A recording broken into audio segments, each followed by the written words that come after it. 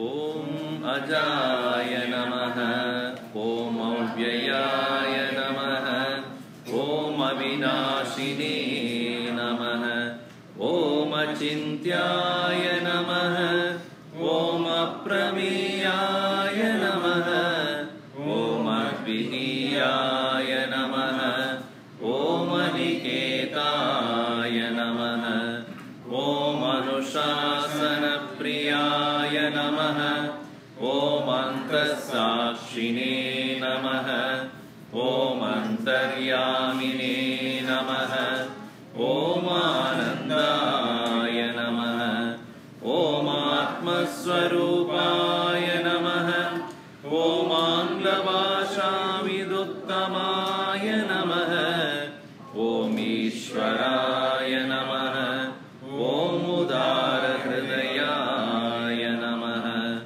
ॐ उत्साहवर्धकाय नमः ॐ एकस्मै नमः ॐ ओङ्कारविदे नमः ॐ करुणासागराय नमः ॐ कर्मपरायणाय नमः ॐ कालातीताय नमः ॐ कैवल्यस्वरूपाय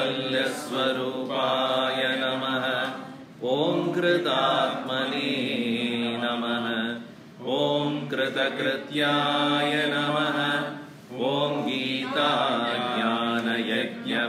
गीताज्ञानयज्ञप्रचारकाय नमः ॐ गुरवे नमः ॐ गुणातीताय नमः ॐ ग्रन्थकृते नमः ॐ चिन्मयाय नमः ॐ छिन्नसंशयाय नमः ॐ जगदात्मने नमः ॐ जगत्साक्षिणे नमः ॐ जनप्रियाय नमः ॐ जितेन्द्रियाय नमः ॐ जीवब्रह्मैक्यविदे नमः ॐ जीवन्मुक्ताय नमः ॐ जीर्णमन्दिरोद्धारकाय नमः ॐ तपोवनशिष्याय नमः ॐ तपस्विने नमः ॐ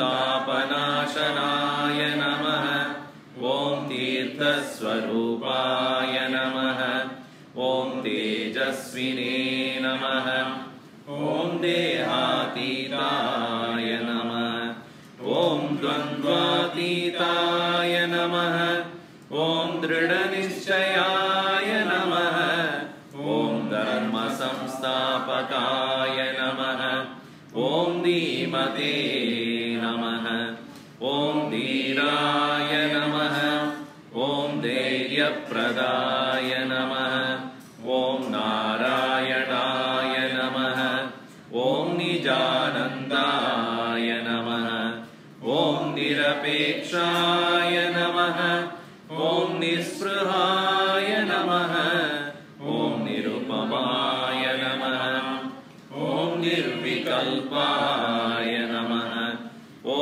नित्याय नमः ॐ निरञ्जनाय नमः ॐ परमाय नमः ॐ परब्रह्मणे नमः ॐ पावनाय नमः ॐ पावकाय नमः ॐ पुरुषोत्तमाय नमः ॐ प्रसन्नात्मने नमः ॐ बलासक्तिरहिताय नमः ॐ बहुभक्ताय नमः ॐ बन्धमोचकाय नमः ॐ ब्रह्मनिष्ठाय नमः ॐ ब्रह्मपराय नमः ॐ भयनाशनाय नमः ॐ भारतगौरवाय नमः ॐ भूम्ये नमः ॐ महावाक्योपदेशकाय नमः ॐ महर्षये नमः ॐ मधुरस्वभावाय नमः ॐ मनोहराय नमः ॐ महात्मने नमः ॐ मेधा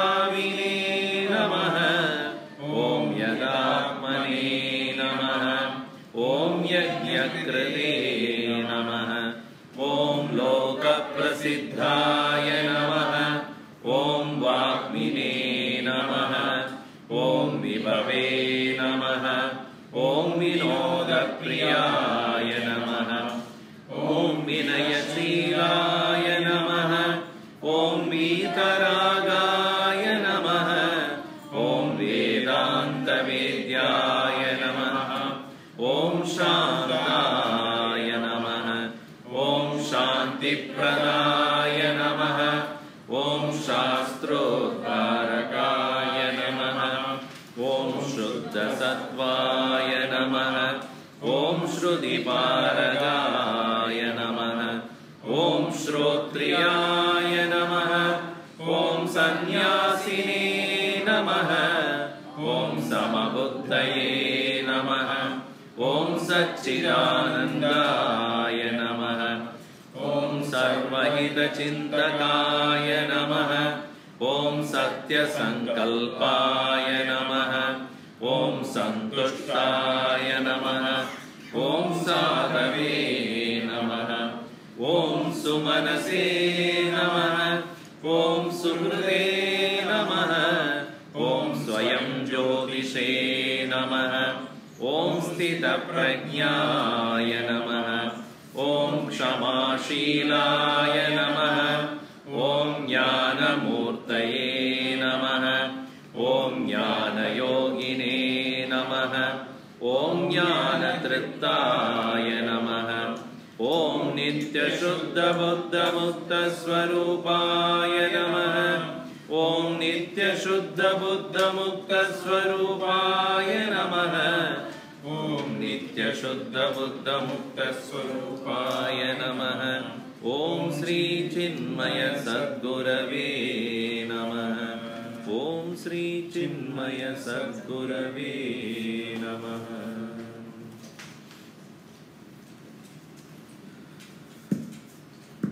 Is it working? Yes. Is it working? It is. I think I'm better off without this also. My voice is louder than max, is it? That's a maximum? Yeah. Maximum? Hello, check. Next, Hariom. Oh, that's Now better. we can hear. Now they can hear. Otherwise, even I was not hearing myself. Feedback. Children have to go somewhere else, otherwise they'll be in trouble.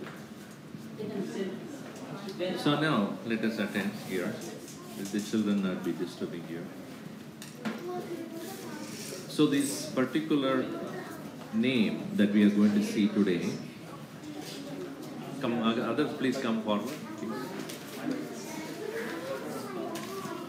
So 93rd name among the 108, 93rd name is Samnyaasine. We have been, some of you may come this side, I can't see you otherwise. So the 108 names which we have taken to explain in this whole year, we started in the month August last year, and we have already completed 93 of them, and 92 of them, 93rd is today. Thanks to the hosts, Satya and Sirisha. In Tamil, Siri means smile. No? So, these 93rd name, many people have misunderstanding about the word sannyas. Because in the Hindu tradition, somebody who is called sannyasi means good for nothing. One who has decided to do nothing. One man said, my son is so useless, he was not doing anything. Now he is doing something. What is he doing? Meditation. He says that is also doing nothing only. But at least it is given a name. So many people think that is sannyasa means one who is disinterested in life, one who is good for nothing, or one who has become unhappy with life. But Gurudev Swami Chinmayananda, when he used to talk to us, he said, if you are not professionally developed in your mind, if you have not become efficient, you will be useless here also.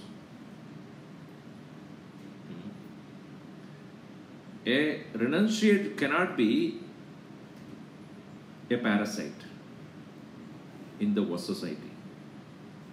Remember in the movie On a Quest, Gurudev, before he went to Swami Ishwaranandaji, he was very agnostic. I won't say he was atheist, he was agnostic. I am not able to see you still. So, agnostic means one who wants a proof for what he believes in. When you say God is there, what is the proof? Not that I don't say God is not there, but give me a proof. I don't deny, but I cannot blindly believe.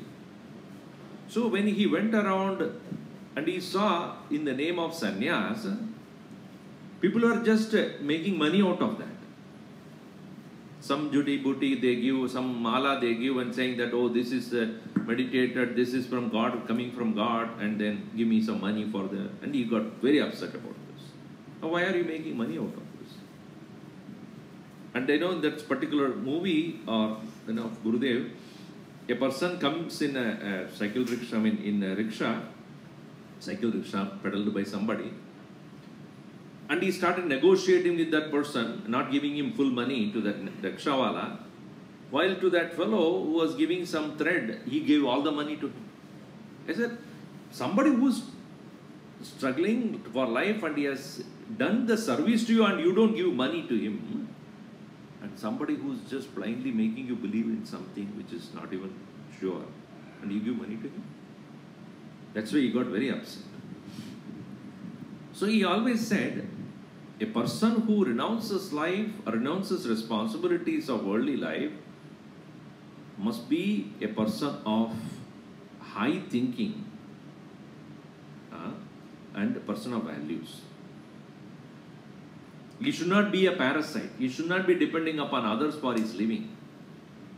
And he often cautioned us, in a day you never shared the knowledge with others, don't eat. It's not worth keeping your life. So he made sure that Swadhyaya pravachanabhyam na pramatitavyam. Study and thinking about it and sharing with others should be the life of a renunciate. In India, they broadly classified the work into 4 parts. People who are intelligent, those who are pursuing knowledge is one category. Those who are warriors, second category. Those who are traders, third category. Those who are workers, fourth category. You all know that. And it is not one is better than another. It's like our physical body, there are many parts. Can you say, my hand is better than my foot? Can you walk with the hand? Foot is as such is important, like your head or your hand. So the 4 different parts of the society, all of them are equally important for efficient functioning of the society. Those who have found that all these 4 cannot take them to the highest reality alone can go beyond this. A sannyasi is neither a brahmana, nor a kshatriya, nor a vaishya, nor shudra. None of the 4. So you cannot say he is a brahmana sannyasi. He is a kshatriya sannyasi. He is a vaishya sannyasi. But sannyasi can become a kshatriya or brahmana also. That's unfortunately, there are enough vaishya sannyasis available. 1-800 number Baba you call and paying $10 per minute. What is that he is making out of it? Or you want a meditation, what is called? Some other name is also given. $100 per course. What is that? And then they will give you the basic fundamentals. Then next, you will not be able to go further. It may be preliminary. You want more? $250. Or what? Advanced course. You do that, there also you will not. Premier course, $500. Array. These are called Vaishya Sannyasi. I mean, unfortunately, there are enough people to encourage such things and therefore they survive. There are people who have never taken to sannyasa at all, but people have made them like that. Now they are rotting in the jail. You know what I mean? So these are the people who really bring a bad name to the holy, pure tradition of sannyas. And I call them as roadside Romeos. They have no tradition, they have no knowledge, and they go on preaching on their own something. They themselves are not sure about it, and there is no backup or authority. And because they can market it well, see, it is just because you speak well does not become you become a sannyasi. How is that? No tradition, no backup. So our Gurudev has said that your knowledge should be substantiated by proof. Not because 20 people say yes. So I become a leader because there are 20 followers. A true leader is one who is born out of crisis, not because of praises. You must clearly understand this. A true leader emerges out of crisis and not out of praises. Because 20 people praise you, you do not become a Swami because of that. Did you struggle? Did you really find it out yourself? Have you proved it to yourself? Then yes. And even if nobody follows you, you are still one. It's not a marketing, it's not a business. Knowledge, understanding, maturity, thinking, that makes one. And not just because 20 people are putting garland on your neck.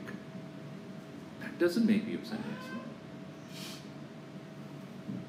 And why I am saying this is unfortunately there is a name and fame for people who have taken the garb of sannyasi. Shankaracharya himself made it very clear.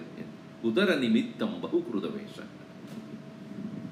Just for filling a belly they have taken to the vesha. Pashyanna pichana pashyati muda. Even though they can see, they don't see it.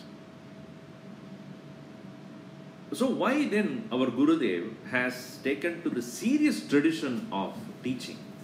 Because teaching alone makes you mature, not anything else.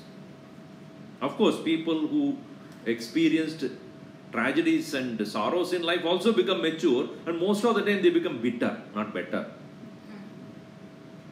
Out of bitterness you renounce world, it's not true renunciation. Because you become so unhappy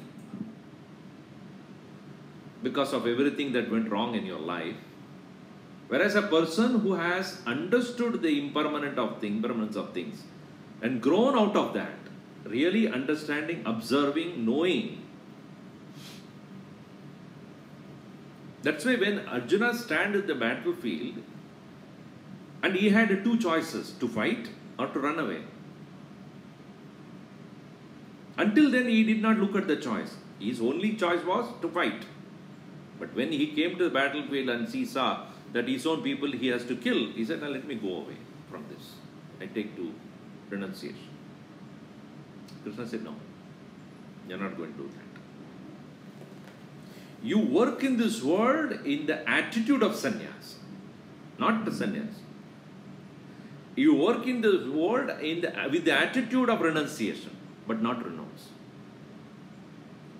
And that is the most difficult thing. Why I am saying this is, in the Upanishadic times, in the ancient times when the Upanishads were taught, the student himself or herself has come to a conclusion that there is nothing more I need to achieve in this world. Not that they have achieved anything great, but they found out that it's all empty. It's not useful to me anymore. So a Upanishad student is a person who has taken to sannyas already and then comes to learn. And to such a student, the teacher will start with the highest knowledge, because that person has no more interest in the world. Whereas you and I, who are part and parcel of this worldly world, trying to understand what is renunciation while we are busy with the world, that was Arjuna. That's why it is so relevant to us. So he asked this question in chapter 5 of Bhagavad Gita. Sannyasam karmanam Krishna punar yogam cha shamsasi yashreya etayorekam tanme bruhi sunischitam. Hey Arjuna, hey Krishna, sannyasam karmanam sannyasam, renunciation of action. Punaha, again, yogam, engaging. You praise both. On the one hand, you say renunciation will lead you to liberation, and without even the next breath, you say, therefore you work. Renunciation will take you to the liberation, and Arjuna, therefore work. It's completely opposite. You have diabetes, eat sugar. How does it feel?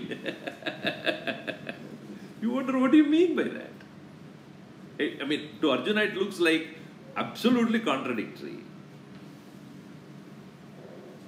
You, on the other hand, one hand you say don't do, and the next moment you say therefore you do it. Sannyasam karmanam Krishna punar yogam cha shamsasi. You praise both. Yes, Shreyaha. Among these two, what is that most useful? Etayoho ekam. Between these two, one. Tanme bruhi sunischitam. That you tell me for sure. Krishna, then as usual, would not say one is better than the other. Definitely not. It depends upon who is he talking to. So if I ask you, which is the easiest way go from here to my center? There are many ways to go. There are, let us say, two ways I pick up and then say, can you just... So if the two ways are there to reach where I need to go, which way to go? If you ask, I'll ask you which vehicle you are taking. Right? If you are going by walk, I will give you the shortcut, because you need not go through them. But that way car cannot go. Car go faster than that. In the same way, what is the maturity of the mind, so will be the path. If there are impurities in the mind, you have to do karma yoga. If you are already pure, then sannyasa, renunciation. So, as an answer to that, he says, sannyasa karma yogascha nishreyasa karau ubau. You are asking which is better? Both are better. Both are best. Sannyasa karma yogas nishreyasa karau ubau. Tayorstu karma sannyasa, then the karma sannyasa, then giving up, karma yoga vishishyate. Better is karma yoga. Just now you said both are good? Yes. Now you are saying best is karma yoga? Yes. Why? Because I am talking to you. Arjuna, I am talking to you, and your mind is still impure. For a pure person, I will definitely say sannyasa or renunciation is good. But for the majority of the people, where the impurities are still there, I and I want is there still. Can anyone in this world whom you have found who does not want anything, who does not have any ego at all, zero? If you have found him, please tell me. I want to see such a person. Where the I and I want is no more there, such a person alone is a true sannyasa. All of us are on the path.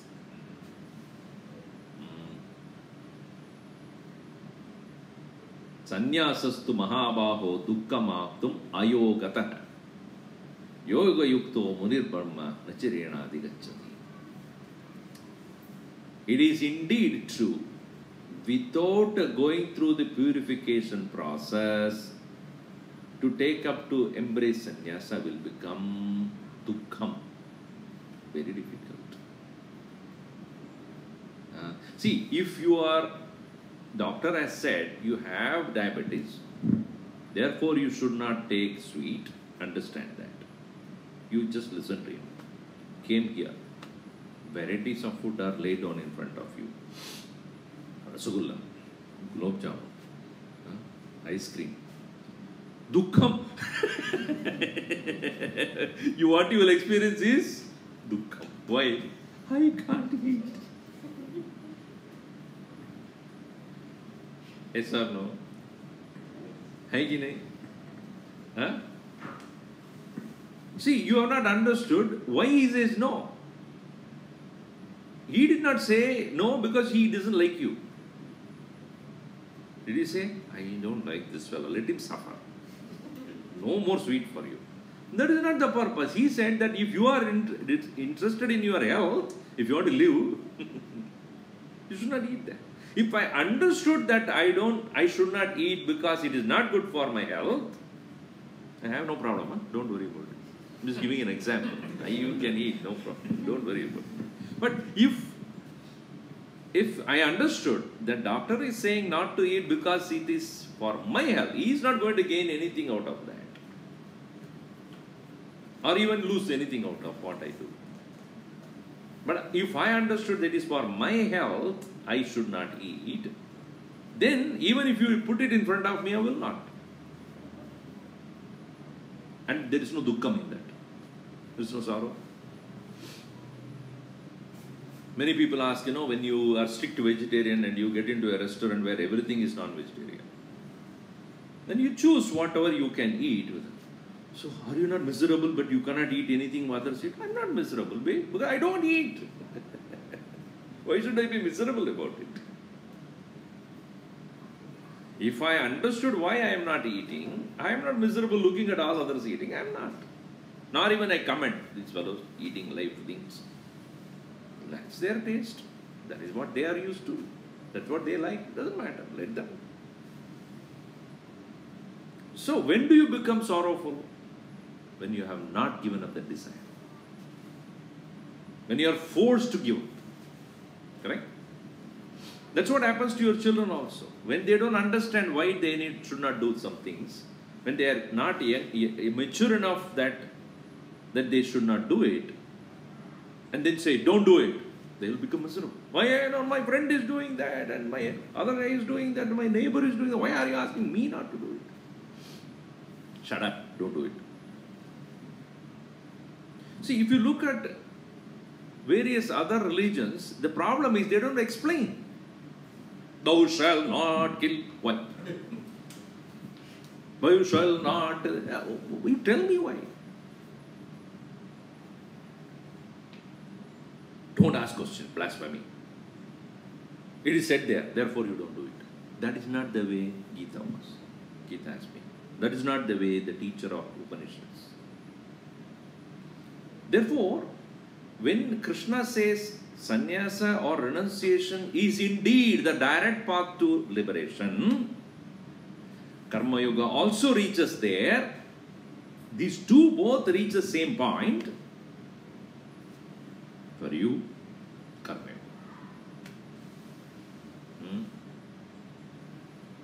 Even though both of them reach the same place, looking at your maturity, which is lacking in purity of mind, tayostu karma sannyasat karma yoga vishishyate.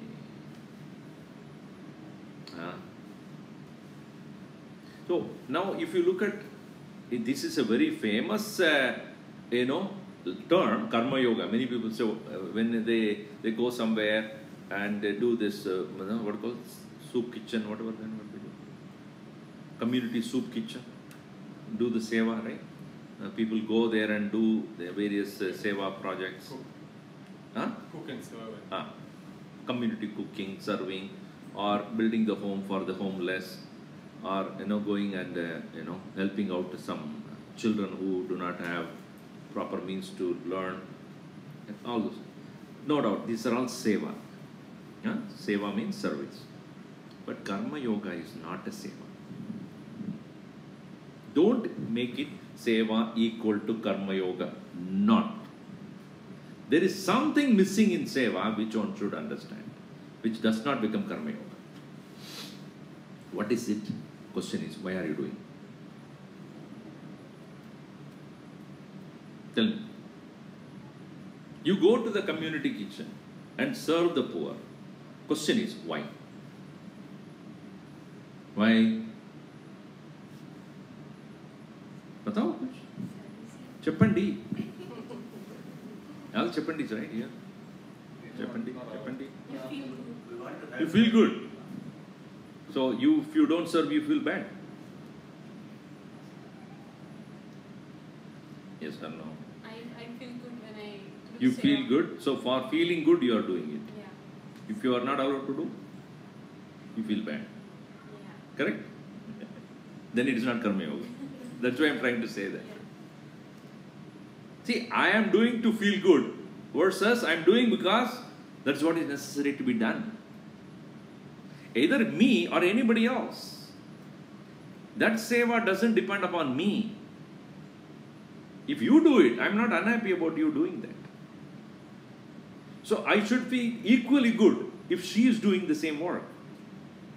Even if I am not allowed to do this. So, the seva, if it is having a personal agenda, it is not karma. Though from others' point of view, it will look like you are doing seva. But actually why? It feels good. I feel that I have done something good. I feel something I have fulfilled. Other person is totally out of concern there. Loka sangrahartam. It doesn't matter. Your main intention is to help the other person. And much more than that is, my ego, I did it, should be completely absent. Tameva sharanam gaccha sarva bhavena bharata tat prasadat param shanti majrenadi gaccha. You serve the people as though you are serving Bhagavan. Not even that person. Forget about that person. The person is not important there. But through that person, you are serving him.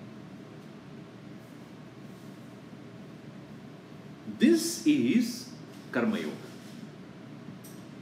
where I become free of wants, I become free of my personal agenda, I become free of my desires. If I am given an opportunity to serve, I do it with no selfish agenda. Not even feeling good is coming here. If I am not allowed to do it, okay, I will do something else. So my intention is, the thing is not what I should do, but how. And therefore, you don't need to look for some poor people to do that. At home, you can do it. Why do you need to do only for poor people? There are poor people at home waiting for you. There are people who do everything else. At home, nobody does anything. I read about a thing, right?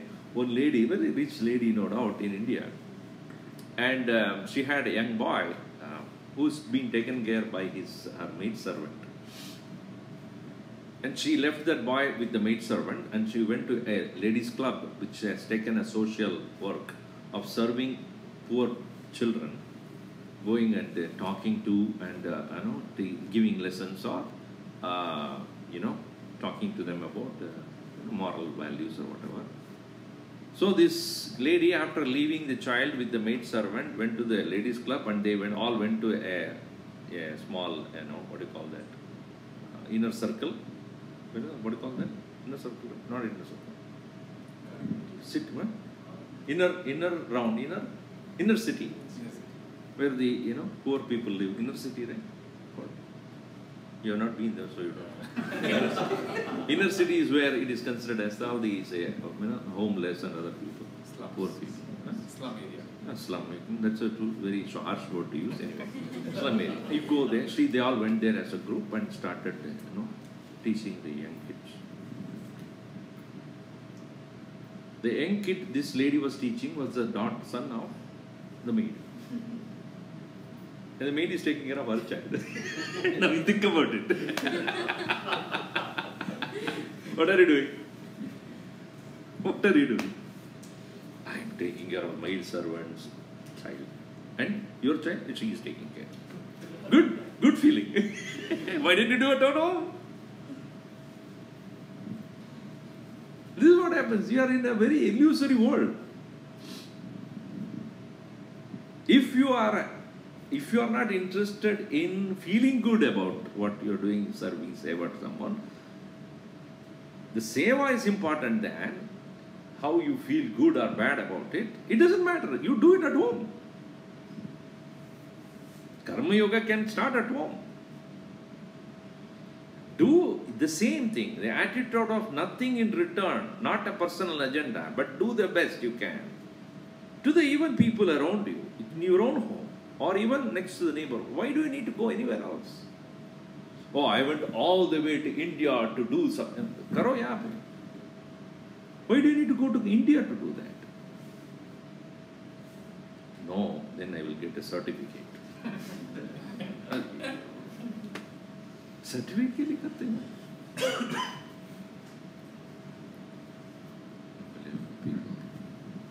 It is because they want a certificate from an authorized organization saying that my son did this much in volunteer work, and then it is useful in the college.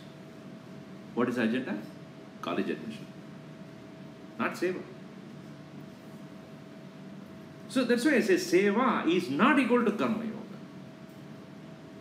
In the sense that if it is done with a personal agenda, then it's not seva. Or even if you are stopped to do it, you are getting upset and unhappy, then what can happen? Chitta Shuddhi has not taken place. Purity of mind is not there. If purity of mind is there, it doesn't matter. Anywhere with the same. That's why Krishna said, in the 18th chapter, he very clearly says, oh Arjuna, because there also he is asking this question. Sannyasastu mahabaho tattvamichchami veditum. Tyagasya cha rishikesha pratakkesha nishuda. After having discussed so much in the 18th chapter, he brings up a question. What is sannyas?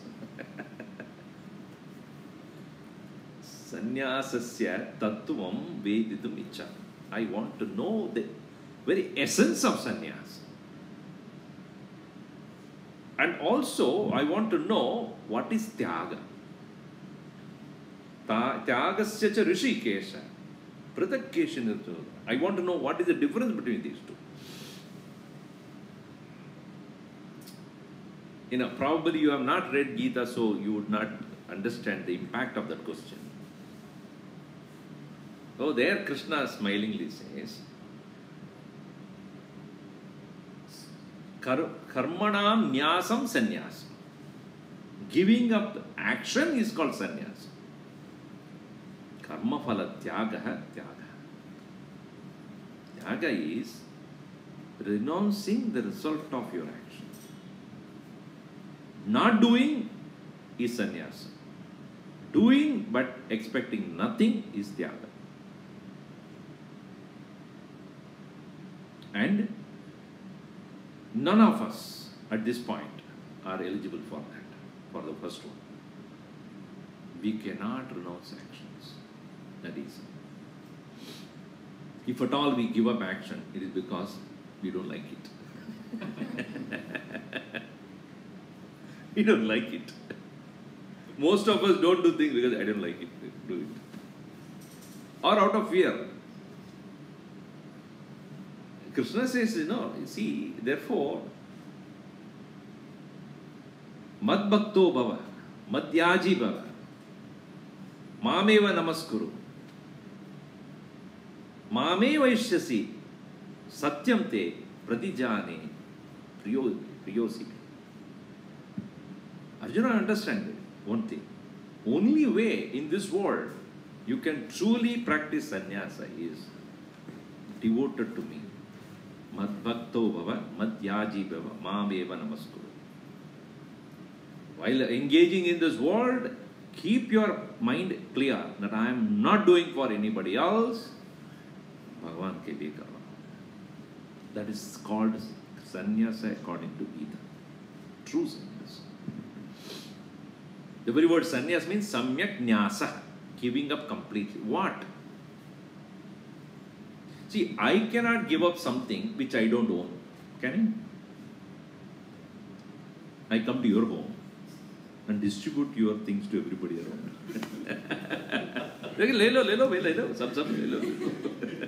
You will come and catch me on my neck. What do you mean? Why are you giving up? Because I am a practicing giving up. Hey, you give up what you own. Don't give up anybody else's. Huh?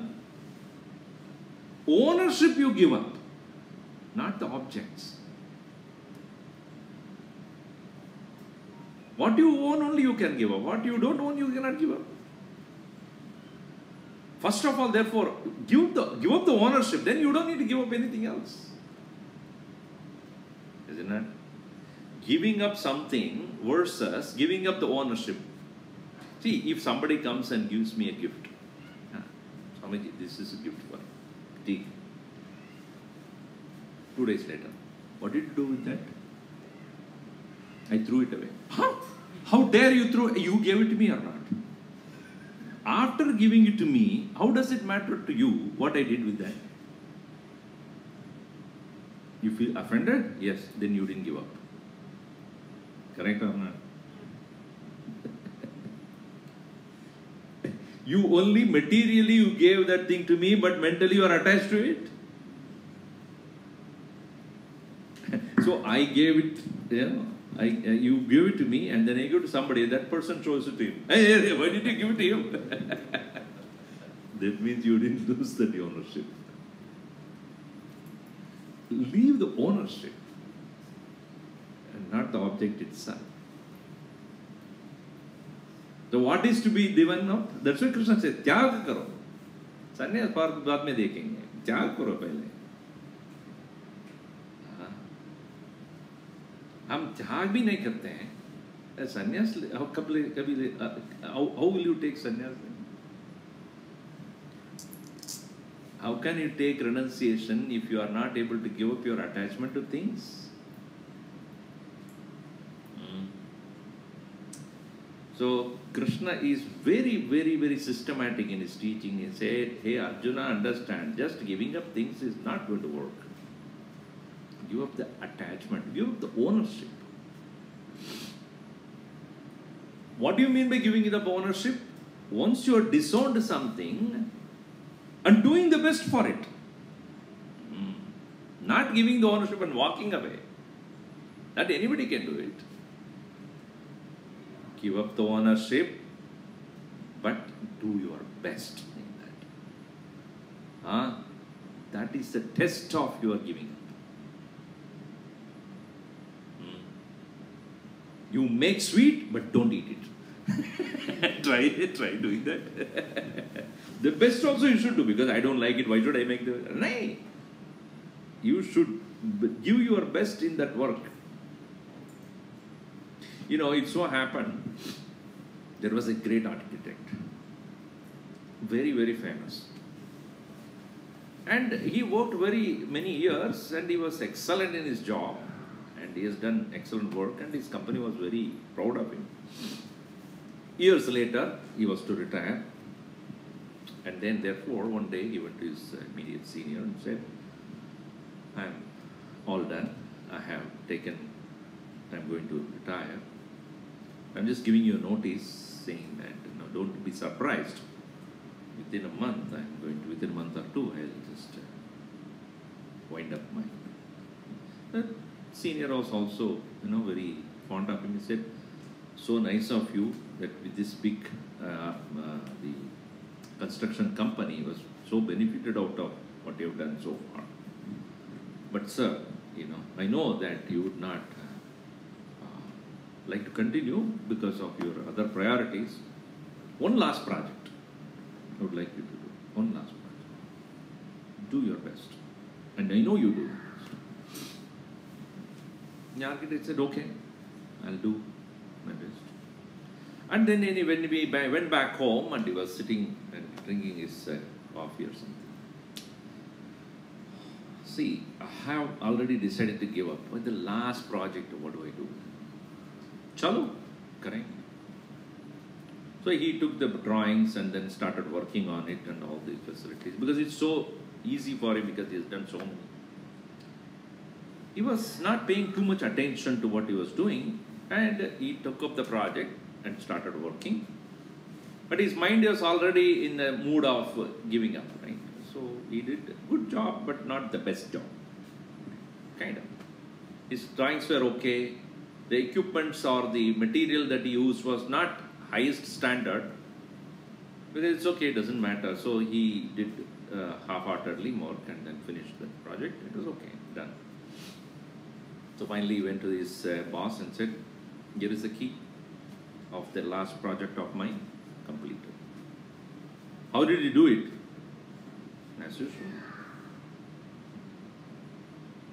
He gave the key back to me. That's your job, your house. That's your house. In the company I'm giving it to you. I could have done it better. See, the moment it is, I gave up, it doesn't mean you should not do your best. In fact, our Gurudev used to say, only when you give up your personal attachment to thing, your best will come out. You know, its usual way of the world is what? Only when I am attached to the result, I will do my best. Is it not that way they call it as? He is passionate about things and therefore he will do the best. Dispassionately you will be best. You should be the best. That is what is called karma yoga. That is what is called true sannyas. So true renunciation is not a half-hearted engagement in this world, not engaging in the world with hatred, indifference. No. It is engaging in the world with as much of zeal and enthusiasm and passion and perfection, even though nothing of what you do will be owned by you. That is the spirit of sannyas. See, it's walking away is very easy. Who will stop you? Huh? Will anybody stop you, think? In fact, when you leave, people say, good riddance. Good, go. And I was also talking to someone today. None of us are indispensable in this world. None. Do you think without you, this world will not go ahead? It will go better. Without your interference. Never ever think that you are indispensable. Never ever think without you, the world will not move forward. Krishna came, Krishna went. Jesus came, Jesus went. Buddha came, Buddha went. The world goes on. Never it will stop. No one is indispensable. When you realize this, I am here to do my best. Maybe whatever changes that I can bring around me, to the extent I can, do it. But never think it will be permanent. Never. Nothing is permanent.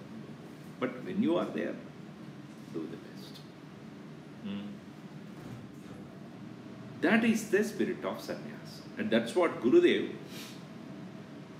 you know, even though he had endlessly worked 18 hours a day, working hard, speaking to people, writing books, writing letters, inspiring people, creating new projects, and going through all the various responsibilities, he always said, do your best, leave the rest.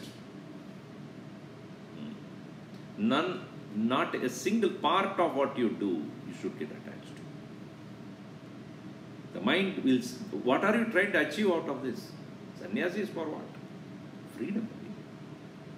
Renunciation is for freedom. By running away also you get freedom. But you have not given up the desire. Running away is pain. You stay away, your mind is there. Do you think you are free? That's why he said, Sannyasastu mahavaho dukkhamaptum ayogataha. Yoga yukto mulir brahma nachirena vidachati. So his advice to, Krishna's advice to Arjuna is, don't run away.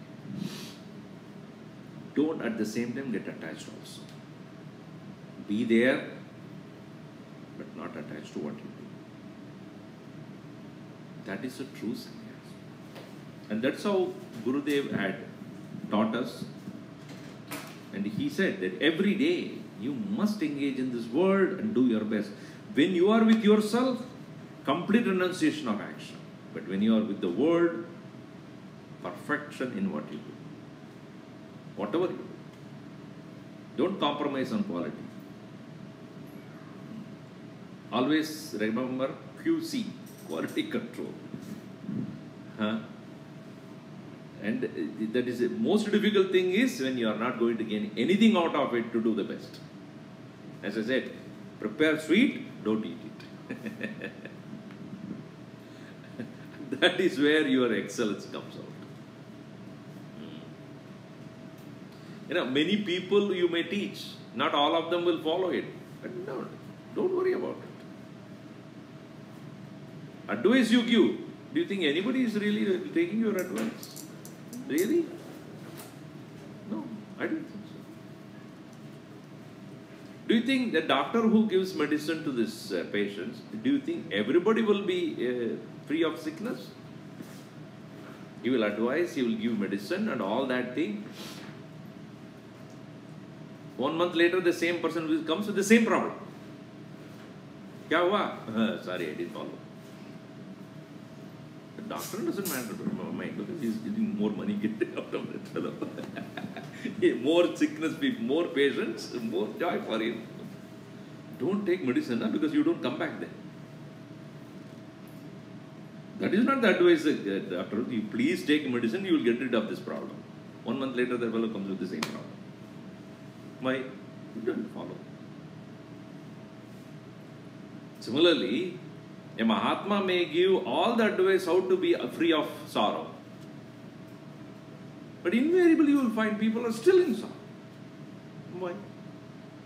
Yaha sun ke, yaha chhod diya. Gurudev calls it cross ventilation. Cross ventilation. It goes here and comes up here. Never stays in between. So don't worry about it. You do your best. You know the story about, the king wanted to have his immediate, successor. So he was not sure. He had 3 boys, triplets. This is a story we tell the children actually. Triplets he had. And therefore he asked his minister, which one among the 3 I should pick up? He said, we'll do a test and find out who is mature. Okay, let's find out.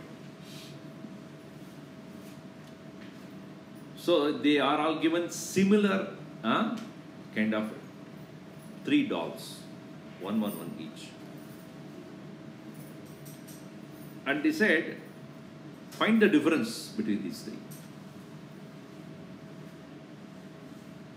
So they all look so similar, and then they're looking at it, they don't see any difference.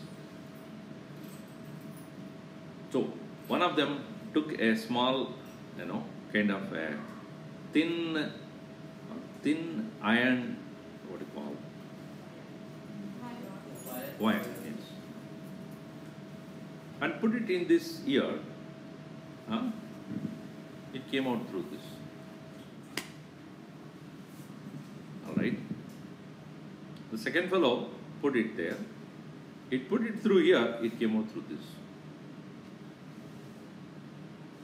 The third fellow put it inside and went on and on and on, it never came out. So, they all looked at these 3. And then, okay, what is your conclusion? These are the differences. So one fellow said, whatever you hear, don't take anything seriously. Just leave it. That's what my doll teaches me. Another fellow said, whatever you hear, speak about it. Third one said, when you hear, digest it. So among the three, who do you think the the king would have selected? Not the one who leaves everything, not the one who speaks everything, but the one who takes it.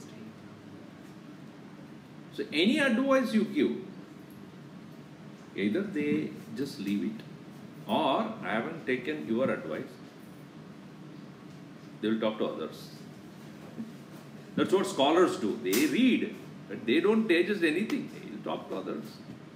But the real one, who is the real mature person, who will test it in himself or herself, and then only he will follow it. It is said that once Ramakrishna Paramahamsa was approached by a lady, and he brought her young son along, dragging him. And Ramakrishna Paramahamsa asked, what do you want from me? She said, this boy, he eats 10 or 15 Rasagulla a day. Mishti dahi also. In Bengal that's famous. Rasagulla, Mishti dahi, all are sweet. Constantly eats. I'm very afraid he will get sugar problem very soon. Please advise him. So Ramakrishna Paramahamsa looked at him. He's called Thakur. Thakurji looked at him and said, come after 10 days, I'll have to tell you something. So this lady was a little surprised. Why? I'll tell you later. So she took him. 10 days later she came. Thakurji looked at him. Don't eat sugar, okay? Not too much of sugar. It's not good for you. The lady said, you could have said that 10 days back. He said, no, I also like Rasagulla. I was also eating like this boy. I cannot tell. When I myself am a victim I am also weak about it. How can I advise anybody? He was so honest himself. So what it means is, renunciation is not external. It is something you have to observe yourself and find out how much I am affected by my own possessiveness. How much I am attached to things. Name, fame, power, position, recognition, respect, honor. If I demand so much things from the world, I cannot be a true renunciate. I cannot be a true sannyasi. So it is self-honesty that makes a true renunciation. Just because you are not honored or respected or noticed or praised, if you get agitated, external renunciation has no meaning. Cloth does not make you a renunciate. Anybody can wear the cloth. Go to the shop, take this color and wear. That doesn't make. Or Rudraksha Mala, everybody puts a huge. Jadhamatudari and then Chandan Kumkum. If knowledge is not there, why this Vesha? Why this externalities? If knowledge is there, none of this is necessary. You go to the doctor because he wears a white coat. Anybody can wear a white coat. Because he is wearing a stethoscope, he becomes a doctor. Many of these students who, even before they start, they give a white coat ceremony, right? Yes or no? Some of you may know. White coat ceremony. He is yet to become even has not even opened one single body. He's not even started that part. What is that? You are on the way, going to become a doctor. Just because you wear a white coat, just because you wear a black coat, you will not become a lawyer. Lawyer. Just because you wear this cloth, you don't become a sannyasi. What makes a sannyasi, as I said in the beginning itself, knowledge, maturity, that makes a sannyasi. When Gurudev first came into this country, 1965 or 63, and the lady was waiting to see him. Sadhu Swamiji is coming. So she was waiting eagerly. And the whole flight came and then everybody left. Where is this Swamiji supposed to? Those days there was no cell phone or anything. They didn't know what to do. She has only the picture of Swamiji. Somebody had sent in the mail. And the name Swami Chinmayanandaji. Nobody is there around. And nobody is wearing this ochre robe. Then she got a tap on the shoulder. Are you waiting for me?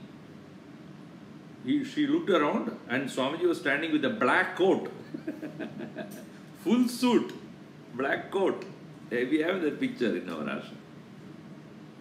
She looked at him. You don't look like a sannyasi. He said, I am, but I don't look like one. Come on, let us go. The cloth may be different. That's not, cloth doesn't make you a sannyasi. So, what we have learned from Gurudev is all these external superficialities does not make you one. How do you think? What is your knowledge? Where are you established? How much pure are your mind, the thoughts? How focused are you in freedom? That will make you a sannyasi. Om sarve bhavantu sukhinah, sarve santu niramayah, sarve bhadra